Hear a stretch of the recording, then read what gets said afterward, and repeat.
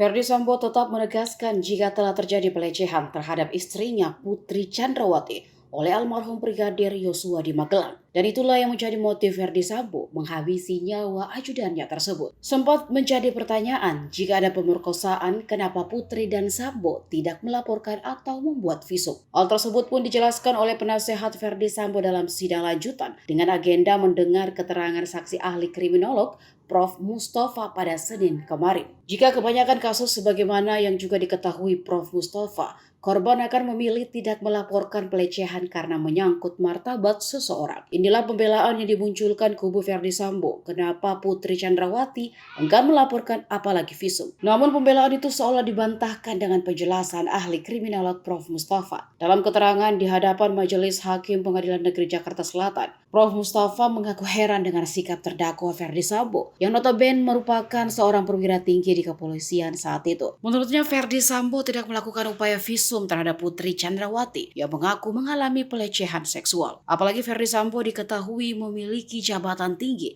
sehingga ia punya kuasa untuk sekedar melakukan visum. Ditambah sebagai seorang perwira tinggi polisi harusnya tahu jika peristiwa pemerkosaan itu membutuhkan saksi dan juga bukti. Prof. Mustafa melanjutkan jika satu barang bukti tidak cukup dan harus ada visum dan tindakan itu tidak dilakukan Verdi Sambo. Prof. Mustafa mengatakan pelecehan seksual bisa saja dijadikan bukti yang dipertimbangkan sebagai motif pembunuhan terhadap Brigadir Yosua. Akan tetapi dia menekankan ada kecukupan bukti terkait dengan peristiwa pelecehan seksual agar dipertimbangkan sebagai motif terjadinya pembunuhan. Kan sudah menerima mengenai garis besar kejadian yang terjadi tanggal 8 Juli tersebut ya.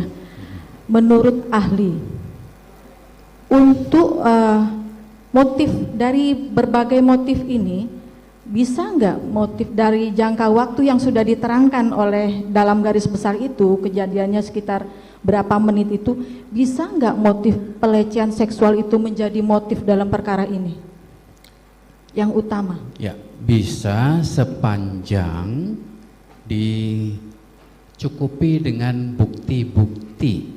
Bukti-bukti. Karena dari kronologi yang ada adalah pengakuan dari Nyonya PFS. Kalau dari waktu?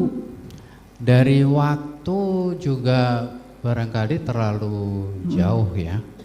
Karena yang menarik begini, bagi seorang perwira tinggi polisi, dia tahu kalau peristiwa perkosaan itu membutuhkan bukti dan saksi. Ya. Satu alat bukti tidak cukup dan harus ada visum yang diperoleh. Tapi tindakan-tindakan itu tidak dilakukan. Tidak dilakukan. Meminta kepada Putri untuk melakukan visum agar supaya kalau mengadu kepada polisi alat buktinya cukup. Jadi kalau memang tidak ada dari artiannya kalau tidak ada alat bukti berarti tidak bisa menjadi motif, begitu ya. Nah, dalam hal ini dalam perkara ini tidak ada motif seperti itu. Tidak ditemukan. Tidak ada bukti. Ya, tidak ada buktinya.